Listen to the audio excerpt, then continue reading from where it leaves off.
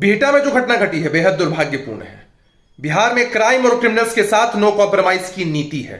जिसने भी कानून के राज को चुनौती दी है उसकी कमर तोड़ दी जाएगी। नमस्कार, आप देख रहे हैं न्यूज फॉर नेशन और मैं हूं प्रियदर्शन।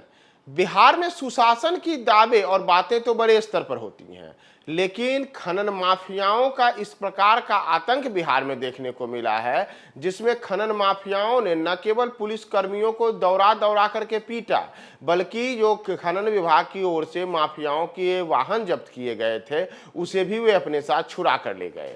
और यह सब लाइव रिकॉर्डेड वीडियो में भी सामने आया है। बाकायदा यह घटना कोई दूर देश में नहीं हुई है, बल्कि राजधानी पटना में ही हुई है। राजधानी पटना के बिहटा में ही बालियू माफियाओं का खौफ देखने को मिला, जिसने पुलिस और तमाम जो खनन कर्मी थे उन्हें दौड़ा दौड़ा कर पीटा। और देखिए के बाद बिहार में कानून व्यवस्था को लेकर के, खनन माफियाओं के आतंक को लेकर के तरह तरह की बातें हो रही हैं। लेकिन अब इन सबके बीच जनता दल यूनाइटेड के प्रवक्ता अभिषेक झा अपनी सरकार के बचाव में उतर गए हैं। और अभिषेक झा का कहना है कि बिहार में जिन लोगों ने ऐसी घटनाओं को अंजाम दिया है, पुलिस कर्मियों को दौड़ा दौड़ा कर पीटा है, खनन कर्मियों को वहां से भागने को मजबूर किया है और आतंक और अपराध का राज कायम करना चाहते हैं, उन्हें छोड़ा नहीं जाएगा, उनके खिलाफ सख्त कार्रवाई होगी। इसके लिए नीतीश सरकार ने पुलिस को खुली हाथ की छूट दे रखी है और जल्द ही वे तमाम खनन माफिया जिन्होंने इस प्रकार का आतंक और भय का माहौल पटना के बिहटा में कायम किया, उनके खिलाफ कार्रवाई होगी। पहले तो आप सुनिए कि अभिषेक झा अपनी सरकार के बचाव में क्या कह रहे हैं। बिहटा में जो घटना घटी है बेहद दुर्भाग्यपूर्ण है। बिहार में क्राइम और क्रिमिनल्स के साथ नो कॉम्प्रोमाइज की नीति है। जिसने भी कानून के राज को चुनौती दी है उसकी कमर तोड़ दी जाएगी। प्रशासन ने त्वरित कार्रवाई की है। 3 एफआईआर हुई है, 44 गिरफ्तारियां हुई हैं। ऐसे लोग जो कानून को तोड़ते हैं, प्रशासनिक महकमे पर हमला करते हैं, उनको औकात में ला दिया जाएगा। एक बात हम सुनिश्चित कर देना चाहते हैं कि कोई भी व्यक्ति इसके पीछे जो जिम्मेदार है उसे किसी भी कीमत पर बख्शा नहीं जाएगा। उसकी जगह सलाखों के पीछे होगी, कड़ी से कड़ी कार्रवाई होगी। हम ये भी जानते हैं कि ऐसे लोगों का विपक्षी पार्टियों के साथ क्या ताल्लुक है। आने वाले समय में हर कुछ का पटाक्षेप हो। दरअसल पटना के बिहटा में बालू माफियाओं, ट्रक चालकों और पासिंग गैंग के बदमाशों ने सोमवार को बड़ी घटना को अंजाम दिया। उन्होंने न केवल पुलिस और जो प्रशासन की टीम थी उन्हें धमकी दी, बल्कि उन्हें दौड़ा दौड़ा कर पीटा। और इतना ही नहीं, जो पुलिस कर्मियों के द्वारा जो गाड़ी जब्त की गई थी, बालू ढोने वाले जो वाहन थे, ऐसे करीब 50 वाहनों के बारे में कहा गया कि वे अपने साथ उनको छुड़ा करके भी ले गए।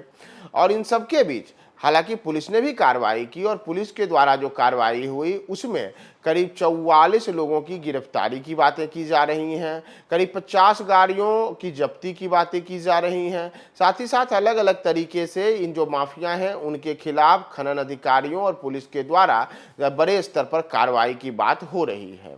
लेकिन पटना से सटे बिहटा में जिस प्रकार से खनन माफियाओं का आतंक सोमवार को देखने को मिला, उसमें पुलिस व्यवस्था और कानून व्यवस्था को लेकर के एक बड़ा सवाल खड़ा हुआ है। इसे लेकर के अब राज्य की जो सरकार है वह विपक्ष के निशाने पर है।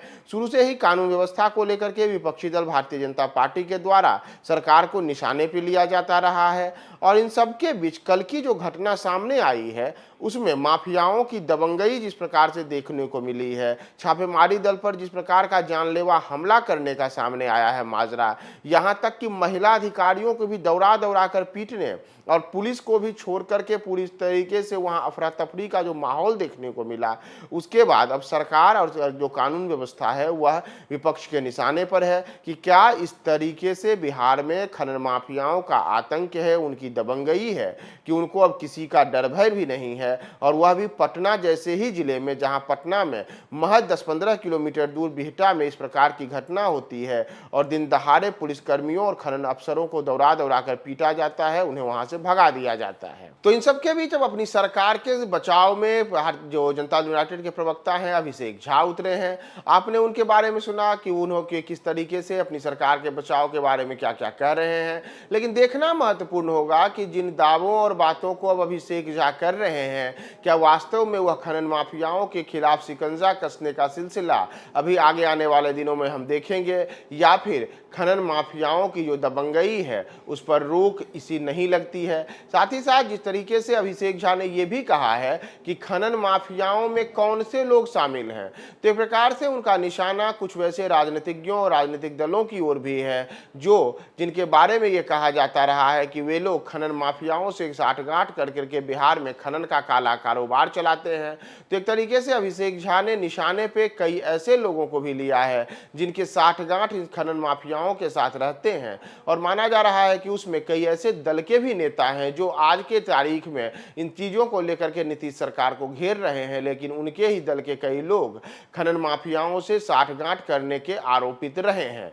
तो महत्वपूर्ण है कि अभिषेक झा जो बातें कर रहे हैं इस पर क्या बिहार पुलिस और जो खनन विभाग है वह कड़ी कड़ी कार्रवाई करता है और खनन माफियाओं पर नकेल कब कसी जाती है, इसके बाद साबित होगा कि अभिषेक झा जो बातें कर रहे हैं उसकी सच्चाई जमीनी स्तर पर कितने स्तर पर उभर कर सामने आती है।